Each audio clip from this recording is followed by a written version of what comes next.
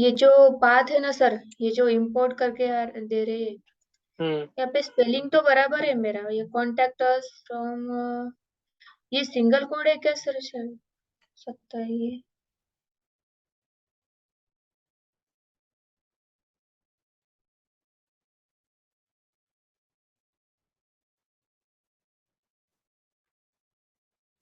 अभी नहीं है कुछ नहीं, फिर भी ये जो मार्किंग आ रही है सर ब्लू कलर के नीचे, कॉन्टेक्ट अस के नीचे, ये ऐसा हम्म क्यों आ रहा है?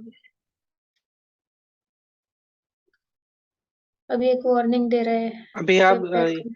स्लैश कंपोनेंट जब भी लिखते हो ना, अगर आपका सेम सेम सोर्स, अभी जैसे अगर आप app डॉट जेएस में हो भी, can you go on the left hand side, जहाँ पे आपका फोल्डर स्ट्रक्चर खुला हुआ है ना, अगर आप app डॉट जेएस में हो, तो अगर आपको सेम कंपोनेंट के अंदर, सेम फोल्डर के अंदर कुछ और नेविगेट करना है, तो आप क्या लिखते हो? डॉट स्लैश मतलब वो एसआरसी फोल्डर होगा वो, उसके अंदर आप कंपोनेंट में गए, उसके अंदर आपको कॉन्टेक्ट अस में जाना है। तो अभी आप रन करके देखो उसको, कंट्रोल एस दबाइए। अभी एक एरर और आ रहा है, कंपोनेंट इज नॉट डिफाइंड। हाँ, सो कंपोनेंट आपने डिफाइन नहीं किया है। तो अभी ऊपर जाइए इसमें, ये फर्स्ट लाइन है ना कोड की, तो मैंने आपको बोला था, कंपोनेंट आप जब क्लास कंपोनेंट लिखते हो तो आपको ऊपर इंपोर्ट करना पड़ता है कंपोनेंट, जो ये ऐप डॉट जेएस में। फ्रॉम, नहीं, रिएक्ट के अंदर आपको कंपोनेंट, आपको यूज करने के लिए ऊपर कंपोनेंट को आपको इंपोर्ट करना पड़ता है। तो लिखिए एक लाइन सबसे ऊपर। सबसे या, हाँ हाँ, वो जो मेन लाइन रह गई। अच्छा, हाँ, तो जो इंपोर्ट। मेन लाइन होती है, अगर आपको कंपोनेंट हाँ लिखना है, क्लास कंपोनेंट अगर यूज करना है, तो आपको लिखना पड़ता है हाँ। इंपोर्ट, और फिर आपको करली ब्रैकेट्स के अंदर लिखना है कंपोनेंट फ्रॉम रिएक्ट। हाँ, ठीक है, फ्रॉम, बाहर बाहर आइए, नहीं नहीं अंदर नहीं, बाहर। हाँ, फ्रॉम, अब आपको, हाँ, सेमीकोलन के अंदर आपको लिखना है रिएक्ट। सेमीकोलन। नहीं नहीं, नॉट सेमीकोलन, ये या इसके अंदर रिएक्ट लिखना है आपको।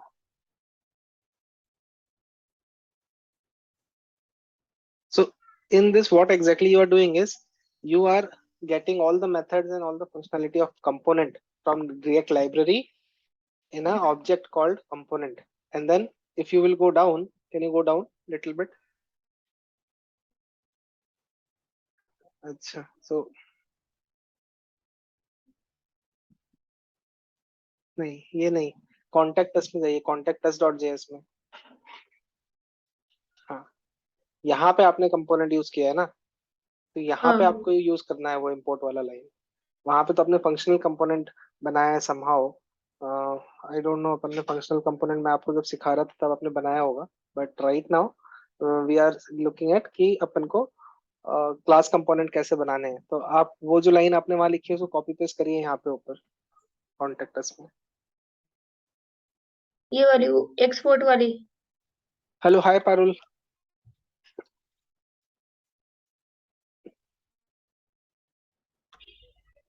एक्सपोर्ट वाली नहीं, इंपोर्ट वाली फाइल, इंपोर्ट वाली लाइन जो अभी आपने एप डॉट जेएस में लिखी है, उसको कॉपी करके हाँ कॉन्टेक्ट अस डॉट जेएस में डालिए। हाँ, यहाँ पे first line you should put import component from react. ठीक है, अभी आप कंट्रोल एस करिए। ठीक है, तो अभी आपका जो भी इशू था वो चला गया।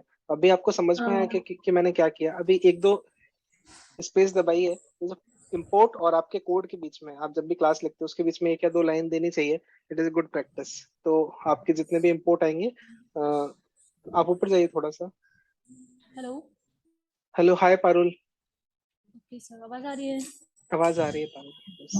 ओके। सो कविता ने ट्राई किया था कोड रन करने का, और उनको कुछ इशू आ रहा था, so we were looking at कि क्या इशू है वो। ठीक है, सो उन्होंने क्या किया था, अभी कॉन्टेक्ट अस करके उन्होंने एक और कंपोनेंट बनाया है, जो कि एक क्लास कंपोनेंट है। अब वो नहीं चल रहा था क्योंकि उन्होंने ये इंपोर्ट नहीं किया था ऊपर। तो आपको कंपोनेंट, जब भी आप क्लास कंपोनेंट लिखते हो, अब ये यहाँ पे लिखा, कविता एक बार आप हाँ एक्सपोर्ट है ना, एक्सपोर्ट डिफॉल्ट के यहाँ पे एंटर दबाइए ताकि इन दोनों के बीच में गैप हो, इंपोर्ट और एक्सपोर्ट वाली लाइन के बीच में गैप हो। ठीक है। सो अभी और ये सब हटाइए, नीचे का ये जो है ना, टर्मिनल के ऊपर क्रॉस करिए, राइट साइड पे कोड दिखना चाहिए पूरे स्क्रीन पे अभी। ठीक है। सो ये इनका कोड है पूरा कॉन्टेक्ट अस वाले कंपोनेंट का। ठीक है। सो पारुल यहाँ पे और कविता आपके लिए भी, रिएक्ट के अंदर जब भी आप क्लास कंपोनेंट लिखते हो तो class contact us x tends component. तो जब भी आप ऊपर इंपोर्ट कंपोनेंट फ्रॉम रिएक्ट कर रहे हो ना, तो कंपोनेंट के अंदर, कंपोनेंट एक ऑब्जेक्ट है, इस ऑब्जेक्ट के अंदर कंपोनेंट जो एक क्लास है रिएक्ट के अंदर, उसके जितने भी मेथड्स और जितने भी फंक्शनैलिटी है ना, वो कंपोनेंट करके आपने एक ऑब्जेक्ट में ले ली, और आपने यहाँ पे क्लास कॉन्टेक्ट अस जो अब एक नई क्लास बनाई है, वो आप बोल रहे हो नाउ दिस इज अ सब क्लास। कॉन्टेक्ट अस जो है वो एक सब क्लास बन रही है, जो कि जो आपका मेन जो कंपोनेंट है रिएक्ट के अंदर, जो कंपोनेंट है उसको एक्सटेंड करके आप बना रहे हो। तो this is the meaning of class contact us x tends component. ठीक है। तो ये तो मतलब हुआ इसका। एंड एक्सपोर्ट डिफॉल्ट मतलब अब you will not be using directly in the same file, ये कंपोनेंट को आपको किसी और फाइल में अगर यूज करना है, तो इस कंपोनेंट को अगर आपको app.js के अंदर यूज करना है, तो आप यहाँ पे उसको एक्सपोर्ट करोगे, वहां पे जाके आप इंपोर्ट करोगे, राइट। सो उसके लिए आपने एक्सपोर्ट डिफॉल्ट लिखा है। So you should be very clear that कोई भी वर्ड अगर इसमें आपने लिखा हुआ है तो उसका क्या मतलब है। तो एक्सपोर्ट डिफॉल्ट, यहाँ से इस कंपोनेंट को एक्सपोर्ट app.js के अंदर इंपोर्ट कर रहे हो आप, इसके लिए आपने वहां पे आपको इंपोर्ट लिखना पड़ेगा, इसलिए इस तरीके से चल रहा है। ठीक है कविता, अभी इसको रन करके बताइए।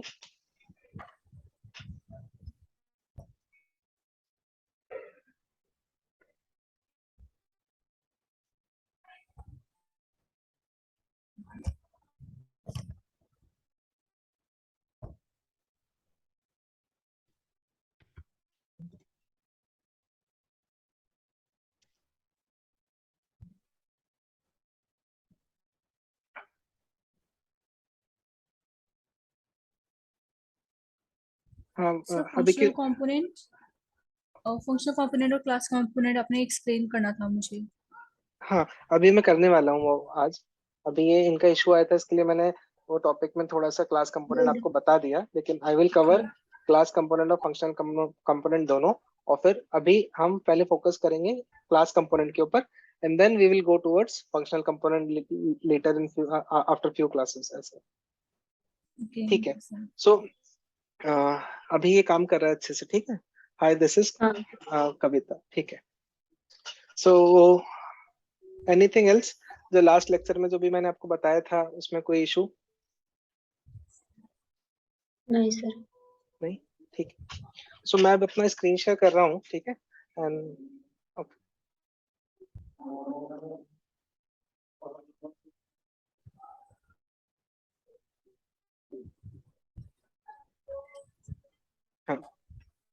हाँ, मेरा स्क्रीन दिख रहा है? Yes sir. One second, ठीक है। तो सबसे पहले मैं आपको एक क्लास कंपोनेंट, एक फंक्शनल कंपोनेंट बताता हूँ। So first of all what let me connect my writing pad also, one second.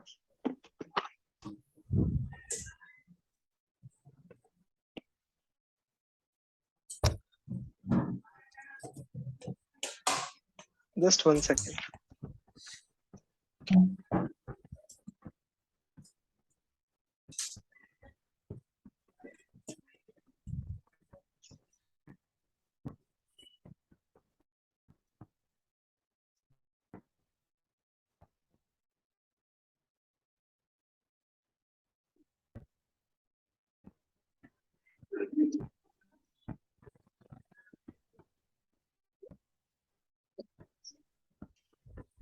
Yes, आपको वाइट स्क्रीन दिख रहा है अभी? यस हाँ सर। सर। ओके ठीक है। सो नाउ आपको इतना पता है कि या सो नाउ यू नो कि रिएक्ट के अंदर जो भी कोड होता है वो बेसिकली कंपोनेंट्स में होता है. You have one main app component जो कि आपका this is everything, right? Your whole application is basically in this app component, and then in this you will write sub components and it will be kind of a tree structure. This is what you know, right? Now when everything is component, um, in React you have heard there are two ways in which you can write a component, or you have two types of component basically. ठीक है? So there are two types. One is functional component, ठीक है? And then there is a class component. So first of all, आपको एक question होना चाहिए मुझसे कि सर ये दो क्लास दो तरीके से क्यों बनाते हैं? एक ही तरीके से बनाना चाहिए ना, जब एक ही लैंग्वेज है तो दो तरीके से क्यों बनाते हैं इसमें, राइट? लॉजिकल है, राइट? जब जब अगर आप एक सी लैंग्वेज है, सी लैंग्वेज के अंदर अगर आप कुछ भी एक चीज कर रहे हो तो उसमें दो तरीके से करने का क्या जरूरत है, राइट? सो क्या हुआ था, when Facebook engineers were building React, they only had class components with full functionality. So in React, अभी के लिए जो भी मैं बोल रहा हूँ वो आप समझ लेना. In React, they initially they build यहाँ पे लिखता हूँ initially जब उन्होंने लिखा था तो initially they build one is stateful component and one is stateless component. ठीक है?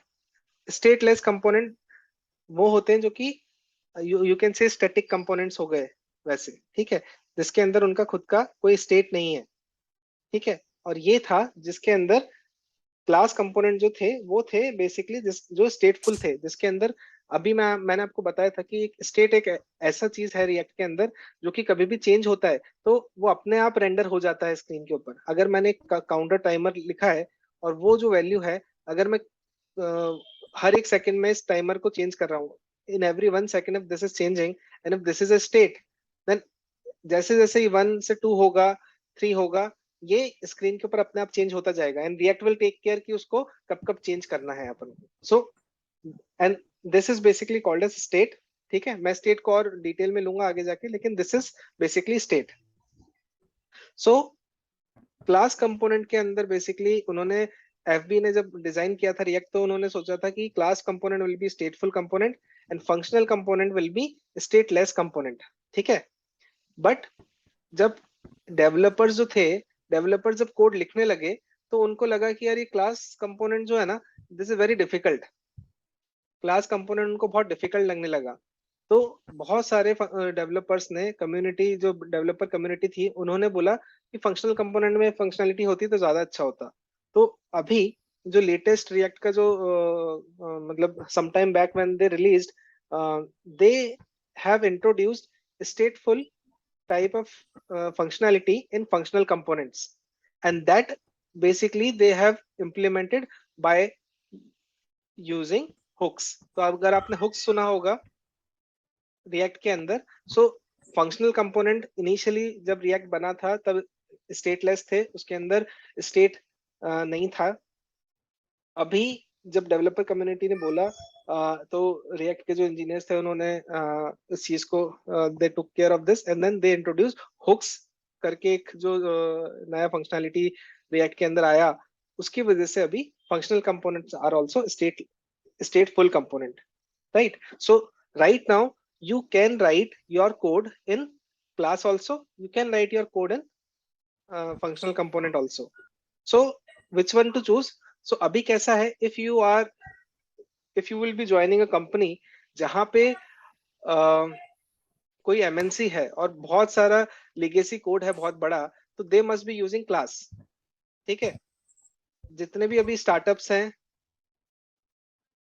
हाँ, जितने भी स्टार्टअप्स हैं अभी, they will be using functional component, या जो भी नई कंपनीज हैं वो they are using functional components, right? So अभी आपको अगर जॉब रेडी होना है तो you should know कि क्लास कंपोनेंट है क्या. So if you have to work on class component, you can work on this. Plus you should also be good at functional component, because going forward functional component is something which everyone would be using because this is in more demand, right? सो अभी आपको clear है कि functional component class component क्यों बने, और अभी के लिए हम पहले फंक्शनल कंपोनेंट क्यों सीखेंगे। I think this is clear now. ठीक है, इसमें सर कोई डाउट है? स्टेटफुल होने का मतलब क्या हुआ? अभी ठीक है, this is also good question, 1 second.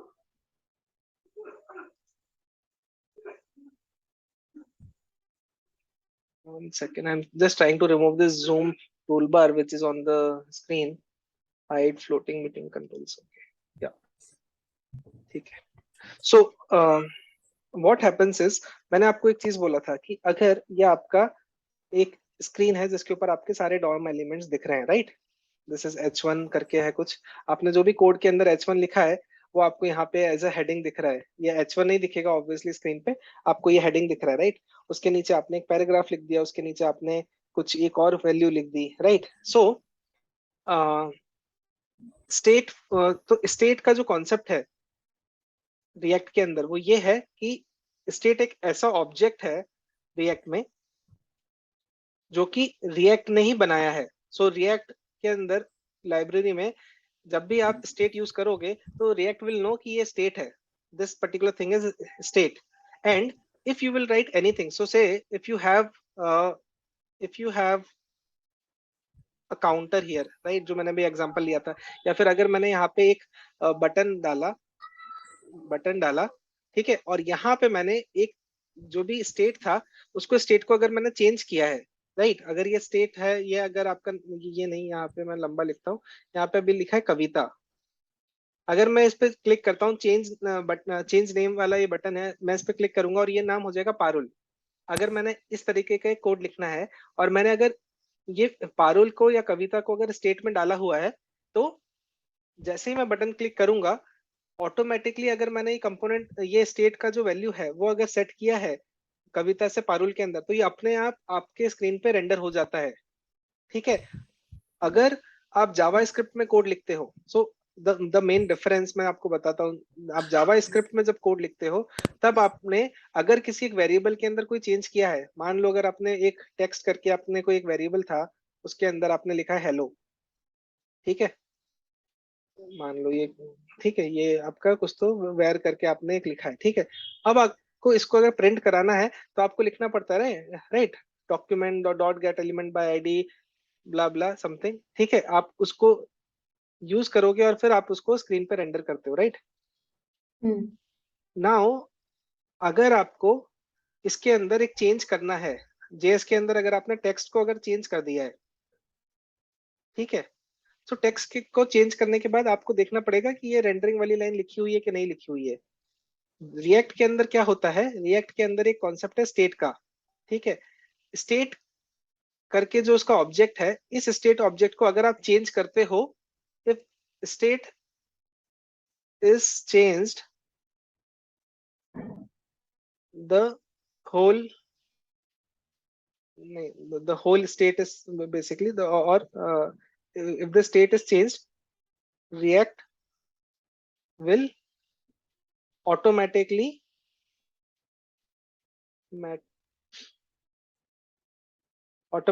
render it, ठीक है।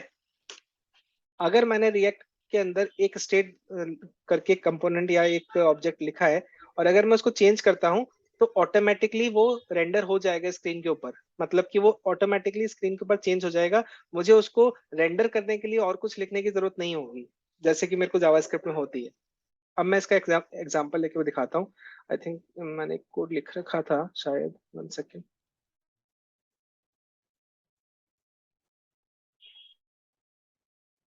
हाँ, ठीक है, 1 सेकेंड।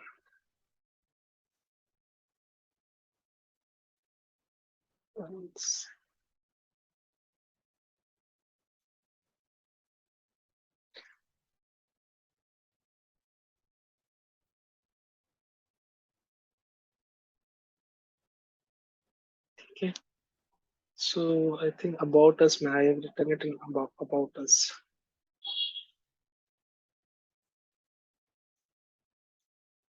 ठीक है, so let's see the code in about us. So about us के अंदर मैंने क्या किया है, whatever I am explaining you with that state thing, so in class component, if you need to write a state, so आप you have this particular state as a object in React. So आप उसको define करते हो पहले अपने constructor के अंदर. So मैं अभी आपको class वाला पूरा explain करने वाला हूँ. अभी के लिए आप बस ये ध्यान रखिए, आपने यहाँ पे state define करी है.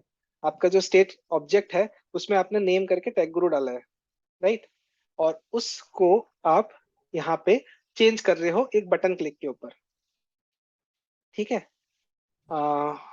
ये देखिए आपने क्या लिखा है इसमें, this is about a section. ठीक है, ये H1 हेडिंग है आपकी, this is about a section. ठीक है, उसके बाद आपका एक बटन है, उसके बाद आपका जो भी आपका स्टेट है वो आपने स्टेट के अंदर जो भी आपका नाम है वो आपने डिस्प्ले कर रखा है.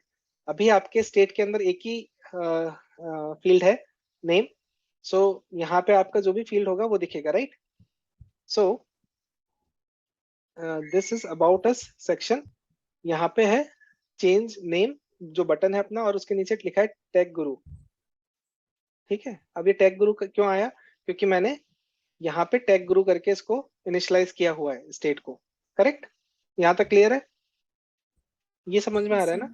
अब यहाँ पे जब मैंने बटन के ऑन क्लिक के ऊपर मैंने एक हैंडलर बनाया है, और मैं इस हैंडलर, अब ये हैंडलर वाला फंक्शन और ये सब में अब मैं जाने वाला हूँ, लेकिन मैं अभी आपको सिर्फ स्टेट का फंक्शनलिटी बता रहा हूँ. So just focus on that. अब मैंने इसके अंदर दिस डॉट, ये चेंज कलर पे मत जाइए, this dot change name, name है ये बेसिकली फंक्शन. मैंने यहाँ पे नाम अच्छा नहीं रखा है इसका क्योंकि कॉपी पेस्ट हुआ था, तो लीव दैट. तो लेकिन अगर मैं इस फंक्शन को हैंडलर को कॉल कर रहा हूँ और अगर अभी टैग गुरु है, अगर अभी की स्टेट का वैल्यू, तो मैं रिटर्न कर रहा हूँ उसके अंदर राहुल. और अगर मेरे स्टेट का नाम राहुल है तो मैं उसके अंदर रिटर्न करता हूँ टैग गुरु, राइट?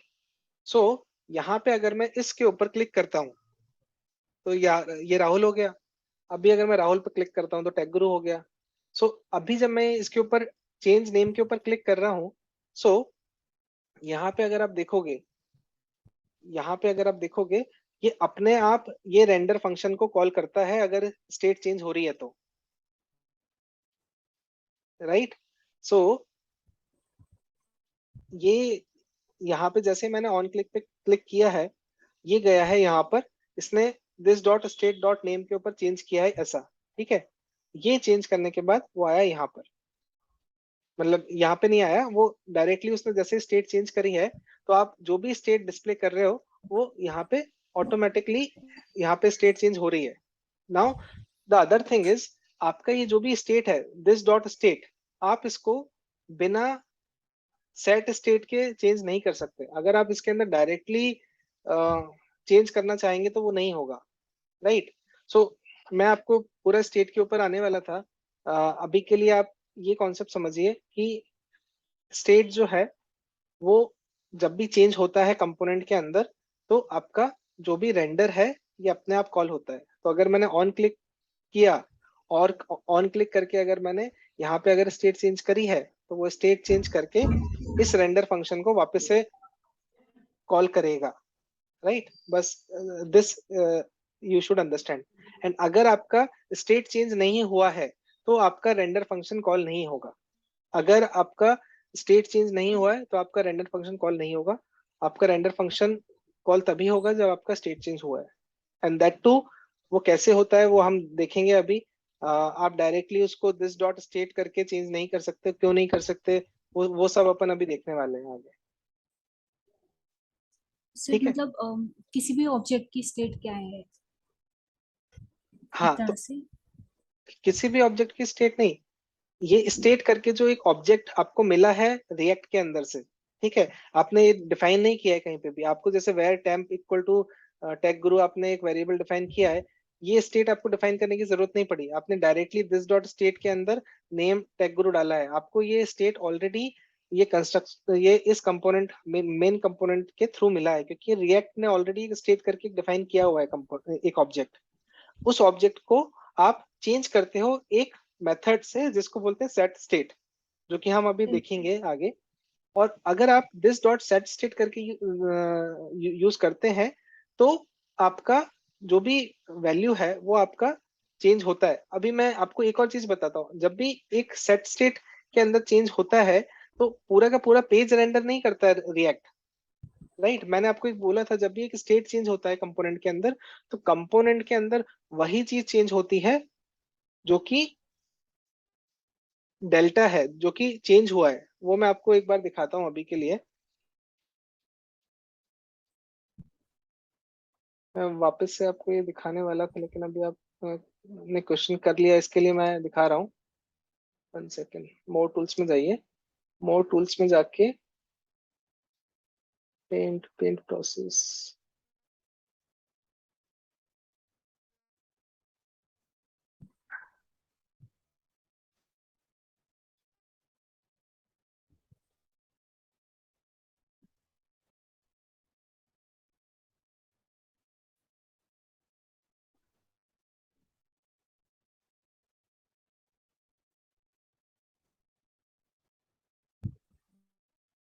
1 सेकेंड है।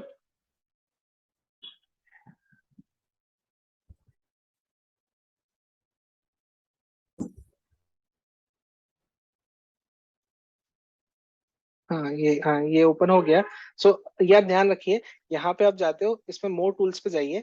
मोर टूल्स पे जाके आप जब यहाँ पे रेंडरिंग में जाओगे, तो आपको ये सारी चीजें वो दिखेगा, और इसमें एक पहला ऑप्शन है पेंट फ्लैशिंग। ठीक है। अब पेंट फ्लैशिंग क्यों मैं आपको दिखा रहा हूँ, आपको मैंने एक चीज समझाई थी लास्ट टाइम कि रिएक्ट के अंदर आपका पूरा पेज रेंडर नहीं होता है। जो भी डेल्टा होता है वो सिर्फ उतना डेल्टा ही रेंडर करता है पेज के ऊपर। ठीक है। और उसका क्या फायदा है वो भी मैंने आपको बताया था, जो मैं अभी आपको वापस से बोलूंगा।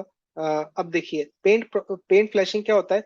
जब भी आप इस पूरे पेज पे जो भी कुछ करते हैं ना, उसकी वजह से जो भी चेंज होता है, अब अगर आपने आपके बटन क्लिक के लिए लिखा हुआ है कोई फंक्शन, तो मैं जैसे ही अपना कर्सर लेके आया, तो ये चेंज नेम जो है, ये क्लिकेबल हुआ बटन। अब मैं जब इसके ऊपर क्लिक करता हूँ, तो आपको दिख रहा है, ये वो एरिया दिखा रहा है जो कि रेंडर कर रहा है ब्राउजर। देख रहे हो आप। सो इस पूरे पेज के ऊपर there are so many different things जो पहले से है, राइट। लेकिन सिर्फ एक ही चेंज, इतना सा जो ग्रीन फील्ड दिख रहा है आपको, यही चेंज हो रहा है। So this is the power of react, कि वो रिएक्ट उतना स्टेट जो है सिर्फ वही चेंज करता है, और कुछ भी चेंज नहीं करता है। ठीक है। ये क्लियर है अभी कि ये पूरा का पूरा जो रेंडरिंग होता है वो नहीं होता है, और इसके लिए ही हम स्टेट यूज करते हैं basically. Sir state usually buttons पर ही लगता है। ये नहीं, ऑन क्लिक ही यूज करना पड़ता है या फिर उसको आइडिया क्लास से हो सकता है सर? अ, रुको एक एक सेकेंड।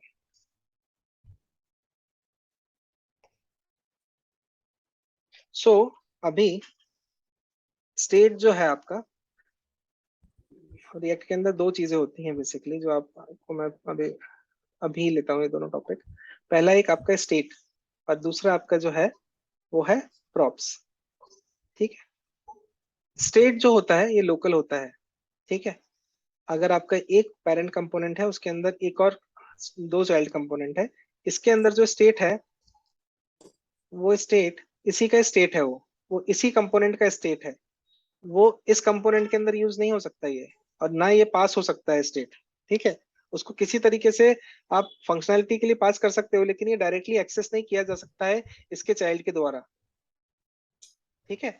प्रॉप्स जो होते हैं, प्रॉप्स किस लिए यूज किए जाते हैं, अगर आपके इस तरीके से चाइल्ड कंपोनेंट है, सो अगर आपको इसको कुछ ना कुछ प्रॉपर्टीज पास करनी है, कुछ ना कुछ वैल्यूज पास करनी है। ठीक है। मान लो अगर आपके पास एक आपने एक कंपोनेंट लिख दिया, उसके अंदर आप डिफरेंट डिफरेंट जो वैल्यूज पास कर रहे हो, वो डिफरेंट डिफरेंट वैल्यूज को लेके प्रिंट करता जा रहा है, ऐसा कुछ कर रहा है, राइट। सो आप वहां पे प्रॉप्स यूज करते हो, और प्रॉप्स को एज ए एट्रीब्यूट पास करते हो रिएक्ट के अंदर, कंपोनेंट के अंदर। ठीक है। सो प्रॉप्स जो होते हैं वो ऊपर से नीचे की तरफ पास होते हैं, इसके बाद वो ये पास हो सकते हैं, और ऐसे नीचे। ठीक है। इस तरीके से प्रॉप्स पास होते हैं। रिएक्ट जो होता है, रिएक्ट बेसिकली एक इंडिविजुअल, एक एक लोकल वो होता है, कंपोनेंट के लिए होता है स्टेट। सो ये आपका कॉन्सेप्ट है बेसिकली। स्टेट के अंदर आप बेसिकली वो वेरिएबल्स डालते हो जिनके चेंज चेंज होने के ऊपर आपको पेज को रेंडर करना चाहिए, आपका पेज वापस से उस चीज को रिफ्लेक्ट करना चाहिए। वो चीजें आपकी स्टेट के अंदर होती हैं। जो भी चीज आपकी स्टैटिक है वो आप स्टेट में नहीं डालते नॉर्मली, राइट। जो भी आप डेटाबेस से चीज लेके आ रहे हो और उस चीज को अपलोड कर रहे हो आपके पेज पे, और वो चेंज हो रहा है, वो आपका स्टेट के अंदर आप डालते हो। ठीक है, जो भी चीज आपकी स्टैटिक है वो या तो आप स्टैटिक उसमें डालोगे। अगर आपकी कोई चीज है जो आपकी डिस्प्ले होनी है उस कंपोनेंट के अंदर, जो कि आपको पेरेंट से आनी है, कहीं और से, मतलब किसी और पेरेंट से आनी है वो चीज, तो आप उसको एज अ प्रॉप लेते हो। सो ये दो कॉन्सेप्ट है, स्टेट और प्रॉप। नाउ जब भी रिएक्ट के अंदर स्टेट चेंज होता है तो वो रेंडर करता है, जब भी प्रॉप्स चेंज होते हैं तो वो रेंडर करता है। तो ये दोनों चीजों के चेंज होने के ऊपर हमारा पेज जो है, पेज के ऊपर वापस से रेंडरिंग होता है। ओके, अब ये जो रेंडरिंग प्रोसेस है, ये रेंडरिंग प्रोसेस में क्या होता है बेसिकली, मैंने आपको बताया था कि वर्चुअल डॉम और आपका वर्चुअल डॉम होता है। तो ये पूरा का पूरा रिएक्ट क्या करेगा, जब भी आपका रिएक्ट में स्टेट या तो प्रॉप चेंज हुआ है, तो रिएक्ट आपका अभी का पूरा डॉम देखेगा, एंड देखेगा आपका प्रीवियस डॉम कैसा है। इसके अंदर वो देखेगा कि ये वाला जो एक नोड है, इसके अंदर वैल्यू है अभी 1, पहले थी 0, ये एक वैल्यू चेंज हुई है। तो रिएक्ट आपका वर्चुअल डॉम करंट और वर्चुअल डॉम ओल्ड, इन दोनों के अंदर डिफिंग प्रोसेस करता है, या फिर देखता है डिफरेंस क्या है, और वो डिफरेंस निकाल के देखता है कि यार मुझे अब ये एक एक जो सिंगल एलिमेंट है इसको अपडेट करना है, और इसको वो अपडेट करता है आपके एक्चुअल डॉम के ऊपर। ठीक है, और मैंने आपको एक और चीज बताई थी पहले कि वो डायरेक्टली डॉम पे क्यों नहीं करता है, क्योंकि आप 10,000 कैलकुलेशंस कर सकते हो। Almost I am just giving you an idea, you can do 10,000 manipulation of this kind of virtual DOM, जितने में आप यहाँ पे एक सिंगल मैनिपुलेशन कर पाओगे। सो डॉम के अंदर कुछ भी चेंज करना is very costly in terms of processing power. ठीक है, उसके अंदर प्रोसेसिंग पावर बहुत ज्यादा लगती है। आप उतने प्रोसेसिंग के अंदर you can do thousands of calculation in your object, क्योंकि आपका जो वर्चुअल डॉम होता है that is basically a replica in Java script object. तो जावा स्क्रिप्ट ऑब्जेक्ट्स के ऊपर मैनिपुलेशन करना बहुत इजी होता है बेसिकली, और बहुत फास्ट होता है एज कम्पेयर टू डॉम। सो इसके लिए वो पहले सब देखता है कि कौन कौन से चेंज नहीं करने, सिर्फ एक चेंज करना है तो इसी को चेंज करेगा डॉम के ऊपर, ऐसा। सो ये जो चीज है, ये चीज वो कब करता है, जब उसको दिखता है कि उसके प्रॉप्स या तो चेंज हुए या तो स्टेट चेंज हुआ है, तब वो जाके इस तरीके से डिफिंग प्रोसेस करता है। ये आपको क्लियर है अभी? अब स्टेट और प्रॉप्स हम कैसे यूज करते हैं आगे, वो मैं आपको, जब हम कोड में जाएंगे तो आपको और क्लियर हो जाएगा ये कॉन्सेप्ट। ये ये प्रॉप्स का एग्जांपल दो ना सर, मतलब डॉम पे हम किसको प्रॉप्स बोलेंगे? प्रॉप्स कैसे होता है, अभी जैसे आपका ये कॉन्टेक्ट अस सेक्शन है, राइट? अब हाँ। कॉन्टेक्ट अस सेक्शन के अंदर आप जब app.js के अंदर हो, सो आप क्या कर सकते हो, यहाँ पे आप एक कुछ भी डिफाइन कर सकते हो। प्रॉप आपने डिफाइन किया कीवर्ड, या फिर आपने, हाँ, कीवर्ड करके एक नया कीवर्ड नेम, कीवर्ड नेम करके एक डिफाइन किया, और इसके अंदर आपने एक तो नाम डाल दिया कविता। ठीक है, और ये जो कविता है कीवर्ड, ये जो कविता कीवर्ड है, ये आप कॉन्टेक्ट अस के अंदर यहाँ पे आपको ऑब्वियसली प्रॉप्स यूज करने के लिए आपको कंस्ट्रक्टर लिखना पड़ेगा, वो मैं आपको बताऊंगा। लेकिन आप उस चीज को एज अ वेरिएबल ले सकते हो, और आप यहाँ पे, अभी मैं पूरा कोड नहीं लिख रहा हूँ लेकिन आपको मैं जस्ट आइडिया दे रहा हूँ, आप यहाँ पे उसको as a this dot prop props करके यहाँ पे इस तरीके से आप यूज कर सकते हो बेसिकली। सो आपका दिस इज कॉन्टेक्ट अस